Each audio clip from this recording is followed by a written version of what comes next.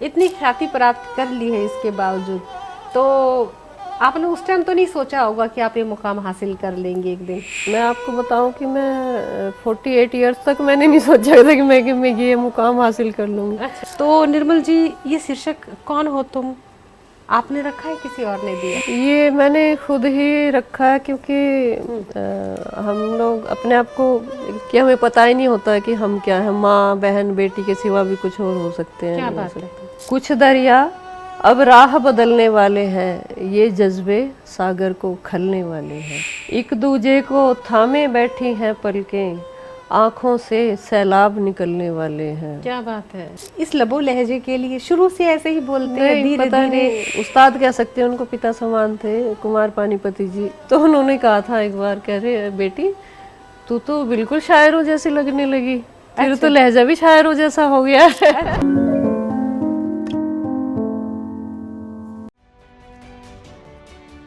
नमस्कार, प्रणाम, अभिनंदन, स्वागत। दोस्तों, आपकी सखी हाजिर है अपने दिल की बात कहने वाले साहित्यकारों को लेकर। जी हाँ, कार्यक्रम इतना खूबसूरत है, दस्तक दिल की बात कलम से। आप जानते हैं, दस्तक में दस्तक होती है हमारे प्रतिष्ठित साहित्यकारों की। अपने दिल की बात साझा करते हैं, अपनी ज़िंदगी के अनुभव बताते हैं, अपनी कामयाबी के जो रहस्य है, कितनी अथक मेहनत है, तपस्या है, साधना है एकांत में, तब लेखन जो है मुकम्मल होता है। सारी बातें आपसे साझा करेंगे, अपने ज़िंदगी के किस्से, अपनी परवरिश, अपने बचपन का दौर, तमाम बातें साझा करेंगे आपसे, और साथ साथ सुनाएंगे आपको शायरी भी। तो आज के लिए तैयार हो जाइए आप। हमारे जो मेहमान हमारे स्टूडियो में बैठी हैं, उनसे उनका साक्षात्कार होने वाला है, उनके दर्शन होने वाले हैं। लेकिन आप जानते हैं, आपकी सखी की एक अपने कार्यक्रम की एक परंपरा है जो सखी जिसका निर्वहन करती है कि अपने मेहमान को मिलवाने से पहले एक नज़र उनके कृतित्व पर, और बाकी व्यक्तित्व उनसे मिलने के बाद आप खुद ब खुद देखेंगे। देखिएगा, जो आज हमारी मेहमान है उनके बारे में बताते हुए खुशी हो रही है कि आप एक कुशल गृहिणी हैं, व्यक्तित्व हैं, सफल साहित्यकार हैं। परिस्थितियां चाहे विपरीत हो, इसके बावजूद अपनी पहचान बनाई जिन्होंने। गज़ल, नज़्म, कविता कहती हैं, किताबें भी छपी हैं, और बड़े बड़े आयोजनों में अपने सहभागिता रहती है उनकी, जो है वहाँ पे प्रेजेंटेशन रहती है, मुकम्मल जगह बनाई है अपने साहित्यिक अदारों में। हरियाणा, पंजाब, दिल्ली, राजस्थान, सभी जगह, यूपी, सब जगह जहाँ जहाँ अच्छे कार्यक्रम होते हैं, मंच सज्जा होती है, और एक साहित्यिक अकेडमी द्वारा या संस्थानों द्वारा, साहित्यिक संस्थानों द्वारा कार्यक्रम होते हैं, वहाँ पे शिरकत करते हैं, और वहाँ से जो है स्मृति चिन्ह लेके आती हैं, सम्मान लेकर आती हैं। और इतने सम्मान जोड़ रखे हैं कि उन सम्मानों को अगर मैं पढ़ने बैठूंगी तो शायद समय कम पड़ जाएगा, फिर बात कैसे होगी। तो इतने सम्मान है कि घर भरा पड़ा है सम्मानों से। रेडियो, टीवी पर, आकाशवाणी पर अपनी रचनाएं समय समय पर जो उनकी रचनाएं प्रसारित होती रहती हैं। और क्या कहूँ, गज़ल जैसा मिजाज है उनका, एकदम नाजुक, बड़ी नाजुकी देखने में भी है, बोलने में भी है। गज़ल कहती है लेकिन खुद ब खुद अपने आप में एक मुकम्मल गज़ल है, देखने में भी। दोस्तों, उनकी तारीफ़ करती हूँ तो ख़ुद में यकीन के साथ कहती हूँ उनको देखने के बाद कि उनकी जो ठहराव है, उनका जो संयम है, बात करने का लबो लहजा है। एक शेर याद आ जाता है कि कोई तो है मेरे अंदर मुझको संभाले हुए, कोई तो है मेरे अंदर मुझको संभाले हुए, मैं बेकरार सी होकर भी बरकरार रहती हूँ। तो ऐसी बरकरार हस्ती हमारे सामने बैठी है। तो दोस्तों, जब इतना कुछ बता दिया है तो आइए मिलते हैं उनसे। निर्मल जी, आपका स्वागत है जस टीवी के प्रांगण में। आप आए और हमारा आग्रह पर हमारा निमंत्रण स्वीकार किया। हमारे आग्रह पे बहुत बहुत शुक्रिया आपका। बहुत बहुत धन्यवाद जी, आपने मुझे यहाँ बुलाया। आपको जहाँ कहे वही बुला सकते हैं। जहाँ कहे हम आ सकते हैं। जहाँ कहे आप आ सकते हैं। बस यही सबसे बड़ी काबिलियत है साहित्यकार को, हर उस जगह पे पहुंचना चाहिए जहाँ उसकी डिमांड हो, जहाँ उसको सुनने वाले हो। मोहब्बत है आपकी। और आप गज़ल, नज़्म कहती हैं, कविता कहती हैं, बाकमाल कहती हैं, और बड़ी नज़ाकत से लिखती हैं और कहती हैं। ये रूप तो भी देखेंगे हमारे दर्शक। लेकिन अपने दोस्तों को बताते हुए बड़ा हर्ष हो रहा, हरियाणा के करनाल की आप हैं, और आज आपको देखकर और इतना अच्छा लग रहा है कि आज हरियाणा की बेटी अपना कैसे परचम लहरा रही है, हर फील्ड में, हर चीज में हर जगह सबसे आगे है। सभी जगह। तो आपका स्वागत एक बार फिर करती हूँ, और बहुत सारी रचनाएं सुननी है आपसे, बहुत कुछ बातें भी करनी है, लेकिन उससे पहले आपके कृतित्व से पहले आपके व्यक्तित्व पर एक नज़र डाल लेते हैं। और आप हमारे दर्शकों को ज़रा ये बता दिए, हरियाणा में आप किस ज़िले से, मतलब कहाँ पे आपकी पैदाइश हुई, परवरिश हुई, पढ़ाई लिखाई हुई, कब शादी हुई और कब साहित्य में आपने कदम रखा, इन तमाम पहलुओं पर एक नज़र डाल लेते हैं। तो बिल्कुल। अपने बारे में बताइए। पैदाइश तो मेरी उत्तर प्रदेश, पश्चिम उत्तर प्रदेश में मैं पैदा हुई हूँ। हमारा गांव है उधर, दोघट गांव है हमारा, बागपत डिस्ट्रिक्ट में।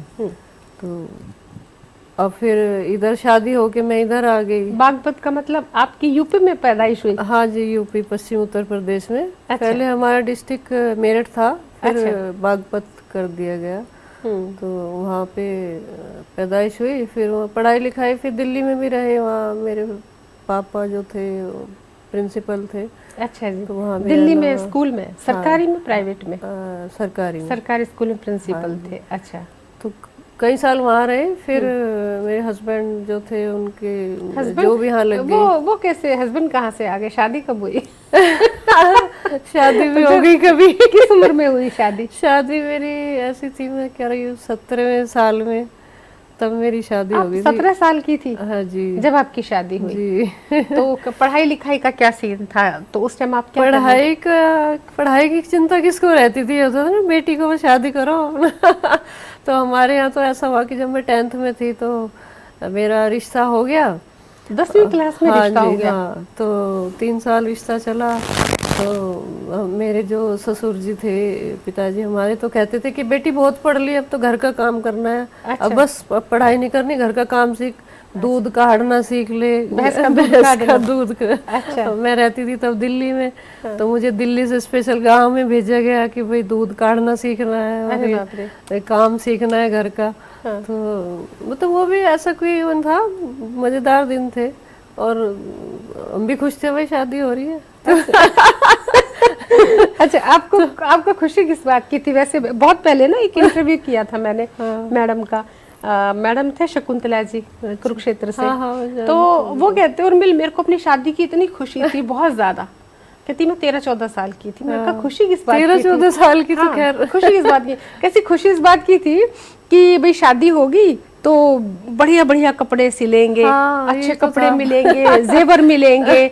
और एक लड़की को, एक यौवन हल्का सा जब दहलीज पे लड़की कदम रखती है तो उसको ये होता है कि उसके पति के प्रति भी उसकी प्यार मनुहार के अंकुर फूटने लगते हैं। वो खुद को सजने संवरने में थोड़ा यकीन करने लगती है कि मैं भी जल्दी से सजूं संवरूं। अच्छे पहले कपड़े नहीं होते थे ना ज्यादा, कवारी लड़कियों को बहुत अच्छे कपड़े कहाँ पहनाते थे, बहुत कम, घिसे पिटे वही पुराने पहनती थी। कोई एक जोड़ी कहीं आने जाने के होते थे। ये कहते थे बढ़िया वाले तो वहीं जाके पहनियो, ससुराल ऐसे बोलते थे। क्या बात है, मतलब ऐसे बोलते थे बढ़िया कपड़े ससुराल जाके पहनना, मायके में तो ऐसे ही पहन। ये तो यही ये इसका कारण क्या था? आपको क्या लगता है कि वजह क्या है जब लड़कियों से ऐसा कहे कि वहां जाके पहनना, मायके में सिंपल रहे? दरअसल ये एक सुरक्षा के भाव की वजह से मुझे लगता है कि ऐसा था कि लड़की ज्यादा बने ठनेगी तो शायद बाहर से कुछ, जैसे लोग लाइन मारेंगे, छेड़ेंगे, वही आते जाते तो घूरेंगे, देखेंगे। घर में जितनी शादी रहे तो उतनी अच्छा है। तो अगर बंठन के रहेगी तो भाई बाद में रह लेना। हालांकि वो बाद में भी यही सब चलता है, बाद में भी बंठन के रहती है तो दूसरों की नजरें ही घूरती हैं। तो महिलाओं का तो विचारियों का ऐसा ही रहता है हमेशा।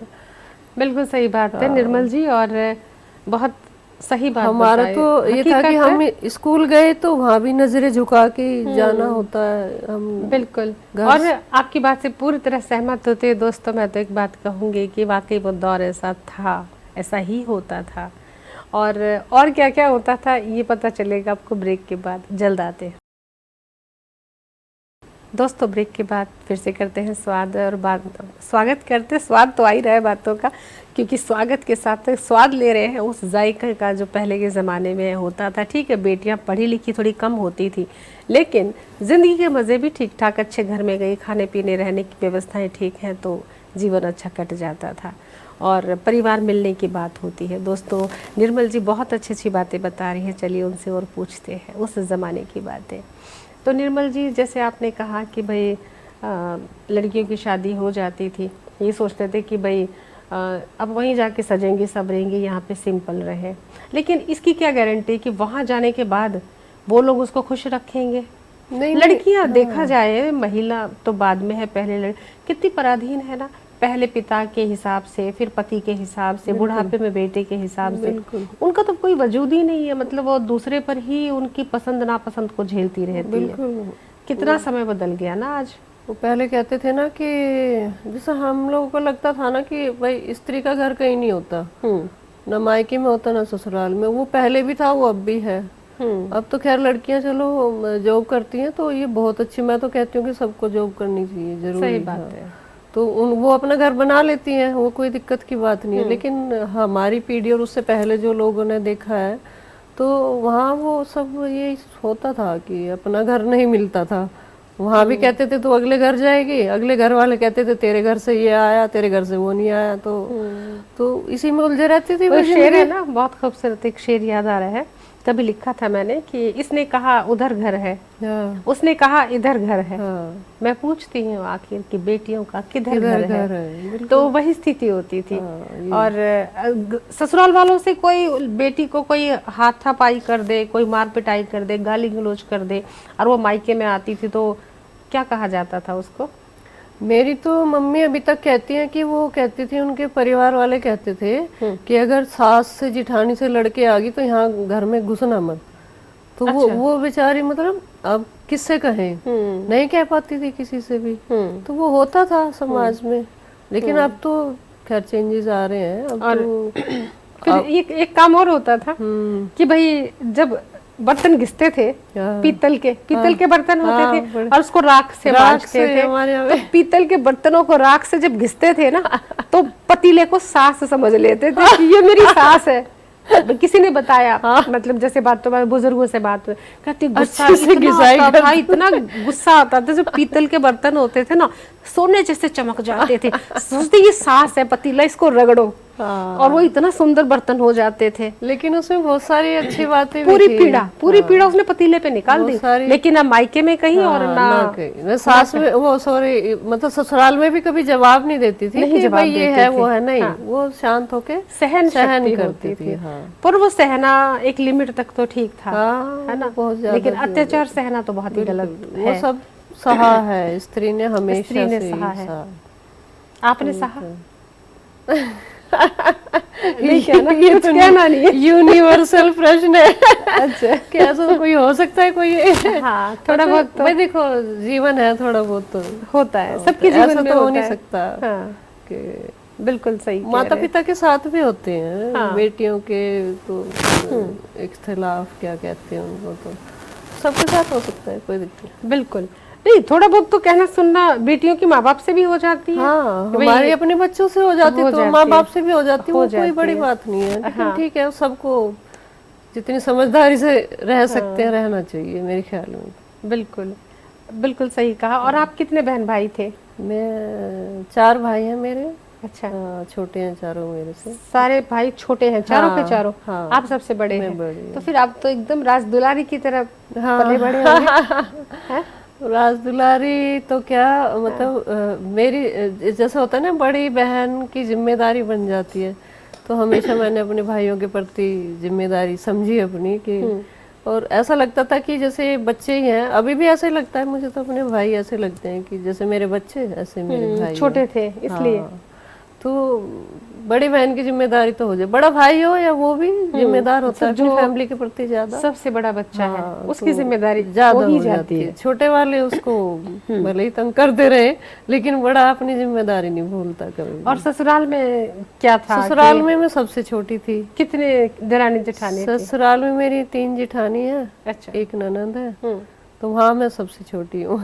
अच्छा, वहाँ मेरे मजे थे। तो वहाँ लाड हुए कि जिम्मेदारी ज्यादा? हाँ, वहाँ मजे थे। वहाँ मजे थे। अच्छा जी। वहाँ तो लाड ही हुआ है। फिर आगे पढ़ाई लिखाई नहीं करी आपने कभी? नहीं, बस फिर वो पिताजी ने बोल दिया कि भाई ठीक है, इनको घर का काम सिखाओ, तो आपने पढ़ने की जिद नहीं करी, आप तो वहां से 12वीं पास करके आए थे। हाँ नहीं, फिर मैं दरअसल बच्चे हो गए आते तो फिर उसकी जिम्मेदारी किस उम्र में हुआ?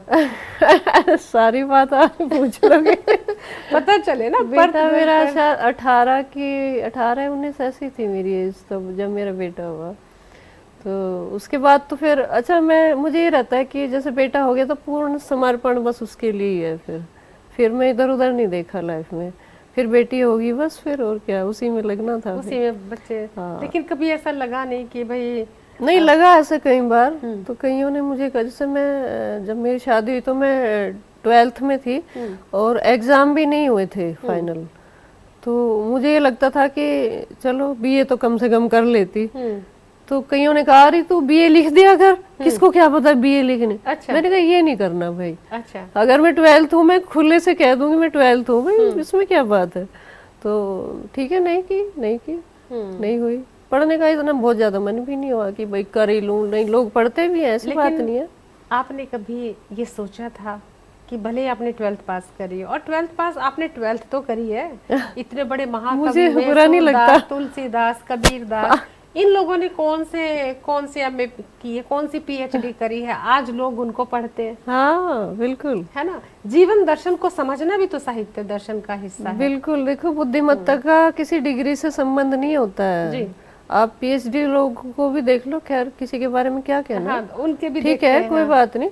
लेकिन मुझे हमेशा ये लगा कि जरूरी नहीं है कि भाई एमए बीए पास हो, एमबी हो, मतलब ठीक है, कोई बात। डिग्री होना एक अलग चीज है, और किसी का प्रभाव, व्यक्ति का प्रभावी होना, बिल्कुल, सामाजिक संतुलन बनाना, लोगों की हेल्प करना, मिलना, तो वो ज्यादा महत्वपूर्ण है। अंदर से आप कैसे हो, आपको विश्वास है कि नहीं है अपने आप पे, होना चाहिए ना कि हम 12th क्या है, मतलब मुझे तो नहीं लगा। आपने ये कभी सोचा था कि भले आपने 12th पास करी है, लेकिन आपने यूपी, हरियाणा, राजस्थान, एमपी और पूरा पंजाब, जहाँ कहीं भी आप मंचों पे आपने पढ़ा है, सम्मान पत्र, अवार्ड्स आपने लिए हैं, हर जगह अपने रेडियो पे, टीवी पे प्रसारित हुए हैं, इतनी ख्याति प्राप्त कर ली है, इसके बावजूद तो आपने उस टाइम तो नहीं सोचा होगा कि आप ये मुकाम हासिल कर लेंगे एक दिन? नहीं, मैं आपको बताऊं कि मैं 48 इयर्स तक मैंने नहीं सोचा था कि मैं ये मुकाम हासिल कर लूंगी। अच्छा। लेकिन मुझे ऐसा तो लगता था कि ऐसी तो कोई चीज है मुझ में कि हाँ भाई कोई हुनर तो है। लेकिन बस वो घर के कामों में अपने हुनर गायब हो जाते हैं ना, फैमिली में, बच्चों में। तो वो, पर आप क्रिएटिव बहुत है घर के अंदर भी, जैसे। हाँ वो बहुत है। हमने कई घर बनाए और सबका मैंने खुद इंटीरियर किया और खुद नक्शा बनाया, खुद घर बनवाए। अच्छा। तो ये मतलब एक होता है ना आत्मविश्वास, वो मुझ में है भाई, हाँ मैं कर सकती हूँ। घर बनवाए मतलब के चलो, वरना जैसे हम जिस शहर में जाते थे ना, वहाँ घर बनाते थे, वरना औरतें घर फिर वहाँ से भेज देते थे। औरतें घर भी तुड़वाती? नहीं, पर आपने बनवाए? मैंने अपने बनवा के, हाँ। फिर हम दूसरे शहर में चले गए, फिर वहाँ बनवाया। फिर नक्शा इस तरह का बनाते थे? हाँ, मैं अपना, और मतलब लोग कॉपी करते थे उसको। अच्छा। हाँ, तो इंटीरियर का और सजावट का, बहुत सारी चीजों का, ठीक है, मतलब बहुत सारी चीजों में मुझे बहुत अच्छा लगता है। तो आपने 48 की उम्र में सोचा कि साहित्य? हाँ, जब मैं बिल्कुल खाली हो गई। खाली कैसे हो गई? खाली मतलब बच्चे बड़े हो गए, वो चले गए हॉस्टल। अब मैं क्या करूं समझना है, क्योंकि सारी जिंदगी अगर माँ बच्चों के साथ बिता देती है तो वो ऐसा लगता है ना कि घोंसला खाली हो गया, अब क्या करे इसमें, चिड़िया क्या करे। हाँ, तो क्या करे, कुछ चिड़िया के साथ रहे। चिड़ा अपने काम में लगा चिड़ा अपने काम में, चिड़े को फुर्सत नहीं चिड़िया के लिए ना। और उसके चूजे सारे अपने हॉस्टल चले गए, तो फिर क्या करे, तो चिड़िया क्या करेगी? जरूर हमारे दर्शकों को बताएंगे दोस्तों, चिड़िया घोंसले में अकेली क्या करे, जब चिड़ा रोजगार में बिजी है, व्यवसाय में, बच्चे हॉस्टल चले गए, चूजे, तो चिड़िया बहुत परेशान थी। तो चिड़िया ने सोचा क्या किया जाए, अब क्या करेगी चिड़िया, ये पता चलेगा ब्रेक के बाद। दोस्तों, ब्रेक के बाद स्वागत है, और आज हमारे साथ, हमारे समक्ष रूबरू के लिए बैठी हैं निर्मल आर्य जी। आप करनाल हरियाणा से हैं, जाने माने साहित्यकार हैं। उनसे बातों का सिलसिला बढ़ाते हैं आगे। तो निर्मल जी, हम कहाँ थे कि जो चिड़ा था वो तो अपनी नौकरी में व्यस्त था, और चिड़िया घोंसले में अकेले रहेगी, बच्चे हॉस्टल चले गए। एक तो ये बता दिए चिड़ा काम क्या करता था? जी जी, एनिमल हस्बेंड्री में डॉक्टर थे। अच्छा जी, हाँ जी। वो चिड़ा डॉक्टर था। ऐसा लग रहा है कहानी में से कहानी निकल रही है, कोई हम तो सच में कहानी महसूस कर रहे हैं। अच्छा, तो मतलब प्रैक्टिस वगैरह करते थे गांव में, तो काफ़ी टाइम उनको लग जाता था। खैर वो अलग चीज़ है भाई, बच्चों की जो बात होती है माँ के लिए वो तो अलग ही होती है सही कि बात है, बिल्कुल। उसकी याद अलग होती है। तो जैसे टाइम नहीं कटता था तो क्या करें वाला, तो मैंने सोचा कि कुछ लिखूं। तो लिखने की कोशिश करी, ऐसे ही कागज़ पेन लेके बैठ गई, तो सोचा कि कहानी लिखती हूँ, क्योंकि मैं कभी कविताएं मुझे अच्छी नहीं लगती थी। अच्छा। तो मैंने कविताएं मैं पढ़ती भी नहीं थी। मैं कभी कभी पढ़ ली, जैसे सरिता में, गृहशोभा में, अखबार में। तो मुझे ये लगता था कि ये कविताएं क्यों लिखते हैं लोग, ये तो बिल्कुल बहुत बेकार चीज़ है। क्या बात है, कितनी सादा बयानी से आपने कह दिया, वाह। तो मैं पढ़ती नहीं थी, फिर मैंने सोचा चलो कहानी लिखती हूँ। तो कहानी लिखने बैठी, मैं यही घंटा हो गया, पौना घंटा हो गया, कुछ लिखा ना जाए, एक शब्द भी याद ना आए। फिर सोचा अरे छोड़ो, चलो कविता लिखती हूँ। तो कविता लिखते लिखते वो एक लंबी सी कविता बन गई। तो कहानी लिखते लिखते, हाँ, लिख रहे थे कहानी, हाँ, हो गई कविता। फिर आपने ये नहीं सोचा जाने क्यों लोग कविता लिखते? हाँ, तब तो ये सोचा, मैंने याद आ गया, जाने क्यों लोग मोहब्बत किया करते हैं। मैंने सोचा अरे ये क्या हो गया, मैं तो कहानी लिखने बैठी थी, कविता कैसे हो गई? क्या बात है। तो मैंने वो ऐसी खुशी खुशी सी जैसे होती हुई। अच्छा, क्या हुआ कि मैं पेन, जैसे बहुत साल हो गए थे लिखे हुए, तो पेन भी पकड़ना भूल गई और शब्द मात्राएं लगानी भूल गई मैं। अरे, जबकि हिंदी मेरी बहुत अच्छी थी पहले से। अच्छा। तो मैंने बड़ा आश्चर्य हुआ, मैंने कहा इसका मतलब भाई बहुत दिन हो गए मुझे लिखे हुए, अब लव लेटर भी लिखे हुए 20, 25, 30 साल हो गए। इसी डॉक्टर को? हाँ, चिड़े को। फिर तो ठीक है, क्योंकि ये कार्यक्रम आज नहीं तो चिड़े के सिवा और कोई नहीं, चिड़े को नहीं। मैं कहा भाई चिड़े के अलावा लिखे हो तो फिर गड़बड़ हो जाएगी। तो शब्द भूल गई, हाथ लिखने, तो फिर वो याद कर करके लिखा। खैर, तो मैंने वो जो कविता लिखी गई वो मैंने बच्चों को भेजी। बच्चों ने कहा अरे वाह मम्मी, तो आपने बड़ी अच्छी लिखी है। फिर मैंने खुश हो गए, उसको फेसबुक पे पोस्ट किया। अच्छा जी। तो फेसबुक पे भी जैसे लोग है ही सबकी आदत की, वाह वाह बहुत अच्छा बहुत अच्छा। तो ऐसे करते करते ना एक जैसे कॉन्फिडेंस सा बना कि अरे वाह मैं मत कविता लिख सकती हूँ। तो ऐसे लिखती रही। तो फिर एक हमारे रिश्तेदार हैं, उन्होंने कहा कि ये आप लिखते तो हो कविता, लेकिन आपके भाव भी बहुत अच्छे हैं, लेकिन अगर आप इसको बहर में लिखेंगे तो आप बेटर लिख पाओगे। अब मैं हैरान, मैं क्या बहर क्या होती है जी? कि बहर ऐसे होती है, उसमें जैसे गजलें होती हैं, शायरी होती है, वो बहर में ही होती है। मैंने कहा ये बहर है क्या? मुझसे आश्चर्य की बात है कि कविताओं में भी कोई बहर होती है। उन्होंने कहा कि एक मीटर होते हैं कई तरह के, उसमें लिखना होता है। तो मुझे नहीं वो बात समझ आई। तो फिर उन्होंने एक कविता लोक एक ग्रुप है फेसबुक पे, उसमें उन्होंने मुझे ऐड किया और वहां से मैंने फिर बहर, छंद ये सब सीखे। क्या बात बहुत है। अच्छा। और अब तो आपकी किताबें भी आ गई हैं। हाँ, तो बस फिर अब वो मौका, वो पल दूर नहीं जब आप लीजिए आपका चश्मा और चलिए गजल से शुरुआत कर लेते हैं। जी जी। और आपकी बहुत खूबसूरत किताब है, और किताब है कौन हो तुम, बहुत खूबसूरत किताब है दोस्तों। और ये गज़लों की किताब है। देखिए गज़ल लिखना बहुत मुश्किल विधा है, कविता से भी ज़्यादा, और इन्होंने मुश्किल काम को चुना। कौन हो तुम, ये सवाल करती है किताब। अभी तो कवित्री बताएंगी ये किन से पूछ रही हैं कौन हो तुम, गज़लों से पूछ रही हैं या खुद से पूछ रही हैं। तो निर्मल जी, ये शीर्षक कौन हो तुम आपने रखा है किसी और ने दिया? नहीं, मैंने खुद ही। क्या सोच के इसको इस शीर्षक दिया? लीजिए किताब। ये मैंने खुद ही रखा है क्योंकि हम लोग अपने आप को, खास तौर से मैं हमेशा महिलाओं की बात करती हूँ कि हमें पता ही नहीं होता कि हम क्या है, माँ बहन बेटी के सिवा भी कुछ और हो सकते हैं। क्या बात है। तो ये सवाल तो बनता है कि भाई तुम आखिर हो कौन, है ना। तो मेरे लिए तो ये बड़ी बात थी कि मैं किताब छप रही है, मैंने कभी सोचा नहीं था। और मैं साहित्यकार भी नहीं हूँ, मैंने कभी साहित्य नहीं पढ़ा। ये 2018 में मेरी 18 बुक आ गई थी। पहली किताब हाँ आई। जी, चलिए फिर किताब का आप जो है मुंह दिखाई तो कर ली है, जी किताब को सुनाइए, फिर थैंक गजल यू। सुनाइए। मैं इसी की गजल में लिख के लाई हूँ, जी मैं उसमें से स्वागत। पढ़ अब आप देती हूँ। आपकी गजलें सुनेंगे। जी शुक्रिया। एक गजल का मतला है जी। कि कुछ दरिया अब राह बदलने वाले हैं, हम्म। कुछ दरिया अब राह बदलने वाले हैं, ये जज्बे सागर को खलने वाले हैं, क्या बात है, क्या बात है। ये जज्बे सागर को खलने वाले हैं, एक दूजे को थामे बैठी हैं पलकें, हम्म। एक दूजे को थामे बैठी हैं पलकें, आँखों से सैलाब निकलने वाले हैं, क्या बात है। और फिर जख्मों ने हूक उठाई सीने में, फिर जख्मों ने हुक उठाई, फिर जख्मों ने हूक हूक उठाई सीने में, आय हाय हाय। फिर एक दर्द के पंख निकलने वाले हैं, क्या बात है। कुछ सपनों ने तोड़ी हैं फिर सीमाएं, कुछ सपनों ने तोड़ी हैं फिर सीमाएं, फिर चादर से पाँव निकलने वाले हैं, क्या बात है, क्या बात है।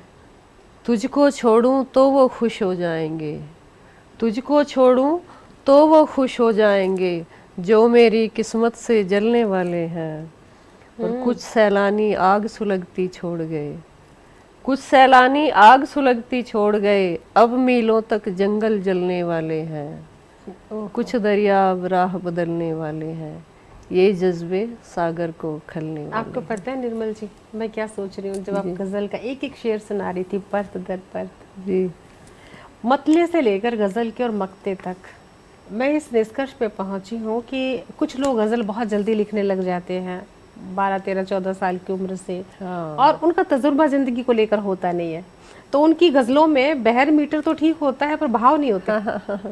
आपने भले देर से शुरू किया पर भाव की दृष्टि से एक पल के लिए भी ये नहीं लगता कि आप 10 साल पुरानी साहित्यकार हैं। हाँ, नहीं मैं देखो 10 साल पुरानी इसलिए कह रही हूँ, 10 साल पहले साहित्यकार का जन्म बिल्कुल हुआ। 10 साल पुरानी हो। 10 साल की साहित्यकार है, आपके साहित्य की उम्र 10 साल है, लेकिन जो उस 10 साल की साहित्यकार लड़की के पीछे जो अनुभव है, वो 40 साल पुराना है। तो इतनी गंभीरता हर शेर में।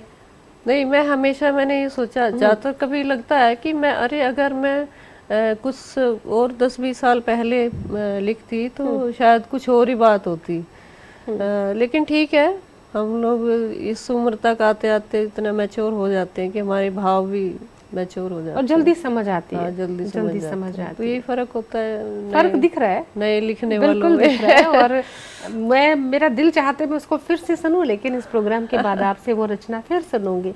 ये बहुत ही खूबसूरत भाव था, कुछ और हो जाए। हाँ जी बिल्कुल जी। एक अब गजलों का फायदा उठाऊंगी। आप आए हैं तो हमारे दर्शकों तक आपकी गजलें जानी चाहिए। मोहब्बत है आपकी ये तो।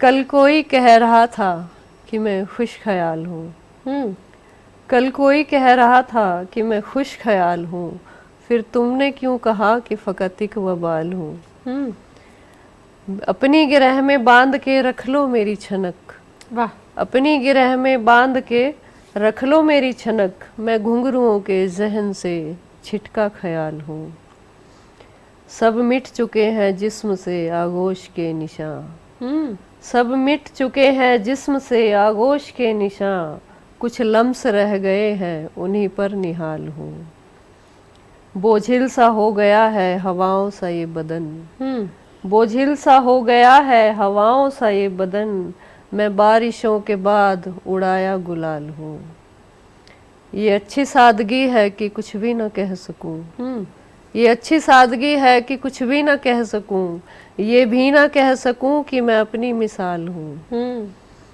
वो चुप हैं जिनके पास हजारों जवाब हैं, वो चुप हैं जिनके पास हजारों जवाब हैं, जो लाजवाब हैं मैं उन्हीं का सवाल हूँ, क्या बात।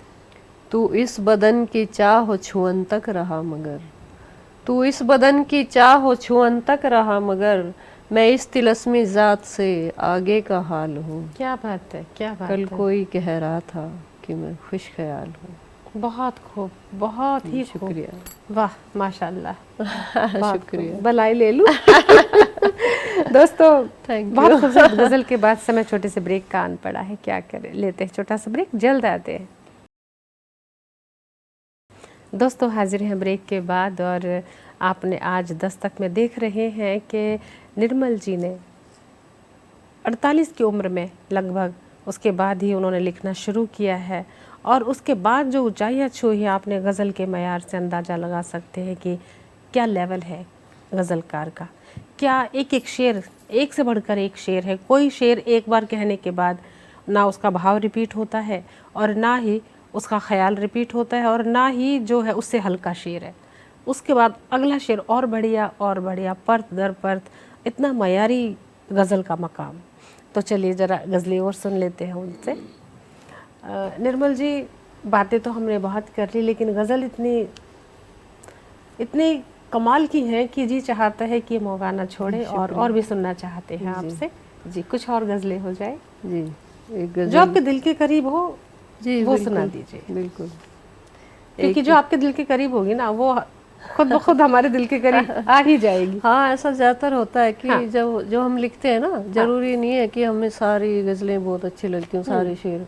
कुछ होते हैं चुनिंदा जो बहुत अच्छे लगते हैं। दूसरों की तो खैर अच्छी लगती हैं कई सारी, लेकिन ये अपनी नज़ाकत, एक सवाल पूछ लेती हूँ गज़ल से पहले देखते देखते, ये नज़ाकत जो है गज़लों जैसी, ये आप में इस लबो लहजे के लिए शुरू से ऐसे ही बोलते हैं धीरे धीरे? लेकिन एक मेरे उस्ताद कह सकते हैं, उनको पिता समान थे, कुमार पानीपति जी बहुत बड़ा नाम थे यहाँ कुमार शायरी पानीपति में। जी। हाँ, अच्छा जी। तो उन्होंने कहा था एक बार, कह रहे बेटी तू तो बिल्कुल शायरों जैसी लगने लगी, फिर तो लहजा भी शायरों जैसा हो गया है।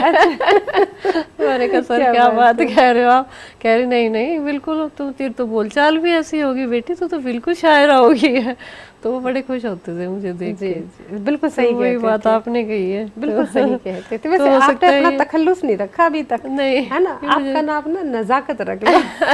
अगर मैं आपका गुरु होती ना तो मैं जरूर ये बोलती कि निर्मल जी नज़ाकत रख लो अपना नाम। बहुत नज़ाकत है बोलने में, देखने में, शायरी में। जी स्वागत एक और गज़ल के लिए। ज़्यादा प्रशंसा होती थी मुझे कुछ शर्मिंदा सी हो जाती हूँ।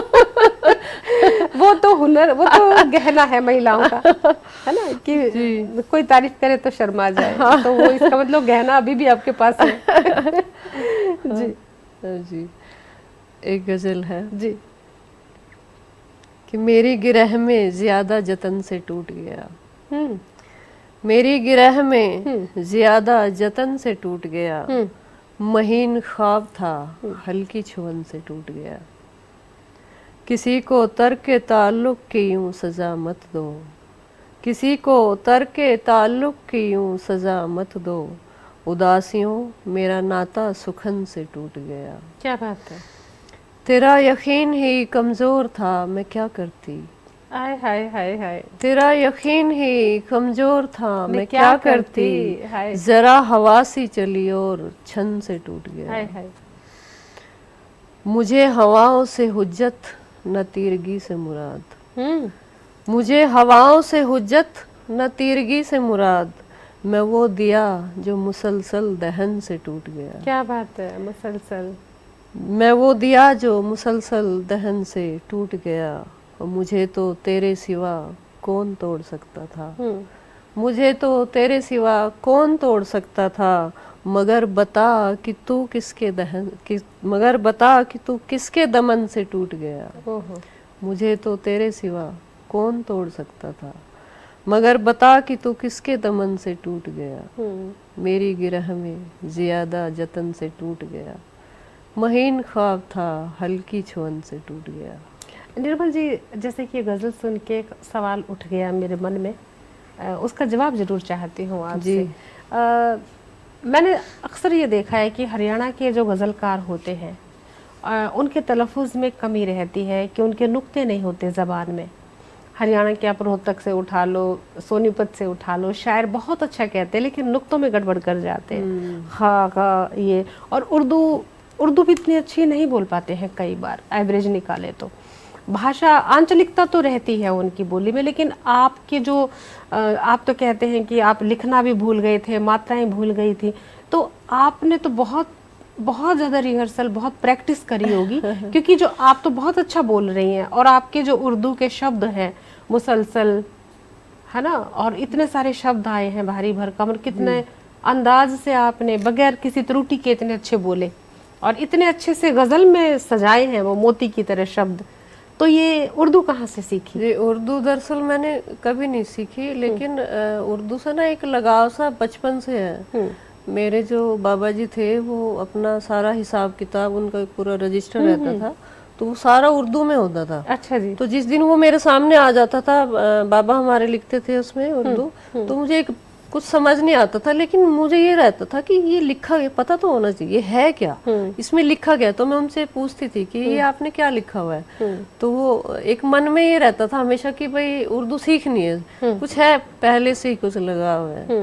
तो उर्दू के शब्द अपने आप आ जाते हैं दिमाग में, ऐसा नहीं है। बस वो, लेकिन आप बहुत अच्छा बोल रहे हैं, बहुत अच्छा निभा रहे हैं गजल। बोलने का ऐसा हुआ कि जैसे भाई हम लोग हैं, अब देसी मामला अपना तो कहते हैं अपना देसी मामला। हाँ, तो एक बार क्या हुआ कि एक प्रोग्राम में मैं गई हुई थी। अच्छा। तो वहाँ बहुत अच्छे एक शायर है सोनीपत के बैठे हुए थे। अच्छा। तो मैंने बड़ा अच्छा शेर पढ़ा था कि औरतें अश्क की झीलों से हरी रहती हैं। ये गजल है आपके पास? दूध और खून तो औलाद में बट जाता है। आय हाय, क्या शेर है। हाँ, फिर? अब शेर तो मतलब सब कहते हैं बहुत अच्छा है, लेकिन वो उन पे कोई असर नहीं हुआ उस शेर का। तो मैंने कहा ठीक है कोई बात नहीं। तो हम वापसी में उनके साथ आ रहे थे गाड़ी में बैठ के, तो उन्होंने कहा कि आप ठीक है आप अच्छा लिखती हो, लेकिन आपको ना चुटकियों में समझ जाएंगे लोग, इसको कुछ नहीं आता। मैंने कहा जी अच्छा ऐसा क्या हुआ। फिर मैंने उनको कई सारी अपनी गजलें सुनाई, शेर सुनाई, तो कह रहे आप बहुत अच्छा लिखते हो, लेकिन एक कमी है, आपका तलफ्फुज बहुत खराब है। उस टाइम की बात होगी ना, उस दौर की? अभी की बात है 2-3 साल पहले की। अच्छा। हाँ, उससे पहले मैं ऐसे ही पढ़ रही थी हरियाणवी स्टाइल में। फिर आपको लगा कि नहीं मैंने इस पे काम करना है। हाँ, फिर मैं हैरान रह गई। मैंने कहा अच्छा ये मुझे में कमी थी, किसी ने बताया ही नहीं मुझे।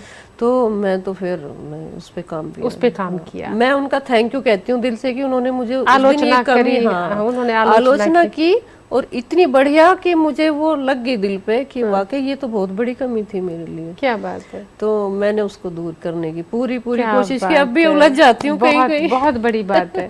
चलते चलते वो गजल सुना दीजिए कि वो खून तो औलादों में बट जाता है। वो बहुत खूबसूरत और बहुत मकबूल शेर है आपका।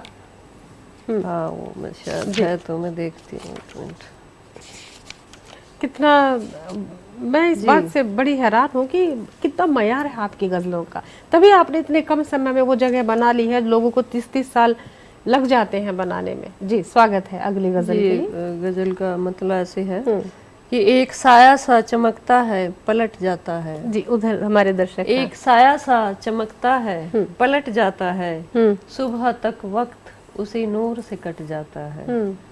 एक पल तो तेरी आंखों की लिखावट पढ़कर, एक पल तो तेरी आंखों की लिखावट पढ़कर, सारा आलम उसी तहरीर से पट जाता है। क्या बात है। मेरे चलने से ही रस्तों के सिरे खुलते हैं, मेरे चलने से ही रस्तों के सिरे खुलते हैं, मैं ठहर जाऊं तो रास्ता भी सिमट जाता है। मेरी अपनी ही कमाई हुई है तन्हाई, मेरी अपनी ही कमाई हुई है तन्हाई, मेरा तो जी भी मेरे दिल के उलट जाता है। क्या बात है। जुल्म ये है कि कभी अपनी सहूलत के लिए, जुल्म ये है कि कभी अपनी सहूलत के लिए, आंख झपकाऊं तो मंजर ही पलट जाता है, और औरतें अश्क की झीलों से हरी रहती हैं। औरतें अश्क की झीलों से हरी रहती हैं। औरतें अश्क की झीलों से हरी रहती हैं, दूध और खून तो औलाद में बट जाता है। हाय हाय हाय हाय, कितना कमाल का शेर है। देखो दोस्तों, औरतें जो है अश्क की झीलों से हरी रहती हैं, दूध और खून तो औलाद में बट जाता है, यानी औरतें आंसुओं से हमेशा हरी रहती हैं। क्या बात है, कितनी बड़ी बात कही। और निर्मल जी, निर्मल कर दिया है अपने इस वातावरण को, इतना निर्मल कर दिया है कि पवित्र हो गया निर्मल जी के आने से। आप आए, बहुत कुछ बताया, बहुत सादगी से, बड़ी साफ दिली से आपने साफ गोई से सारी बातें शेयर करी हैं। आपका बहुत बहुत शुक्रिया, आप आए, कमाल की गजलें पढ़ी आपने, बहुत बहुत शुक्रिया। थैंक यू सो मच, आपने भी बुलाया मुझे, उसके लिए बहुत बहुत आभार, बहुत बहुत मोहब्बत। जी मैम। दोस्तों, कितनी खास मुलाकात होती है, कई मुलाकातें सादगी से दिल की बात कहती हुई, कोई बनावट नहीं, कोई सजावट नहीं, और इतने कम समय में अपनी पहचान बनाई। तो ये बहुत बड़ी मिसाल है, ये बहुत बड़ी प्रेरणा है जो आज का इंटरव्यू है मैडम निर्मल जी का, कि स्त्री को खुद को ये नहीं सोचना चाहिए कि ये काम नहीं हो सकता। उन्होंने हर काम मुमकिन कर दिया, जिसने जिस चीज़ के लिए टोका वही काम मुकम्मल कर दिखाया। तो ना उम्र की सीमा होती है, ना कोई जज्बे की। बहुत खूबसूरत प्रेरणा के साथ दोस्तों मैं तो यही कहूँगी कि फिर आएंगे एक और खूबसूरत मुलाकात के साथ। और अब अपना ख्याल रखिए, मस्त रहिए, स्वस्थ रहिए, व्यस्त रहिए। किसी भी इन्फो के लिए इन्फो कीजिए, info@justbroadcasting.com पर अपना प्यार देते रहें। और अब जाते जाते यही कहूँगी कि निर्मल जी को और मुझे, यानी हम दोनों को दीजिए इजाज़त। नमस्कार।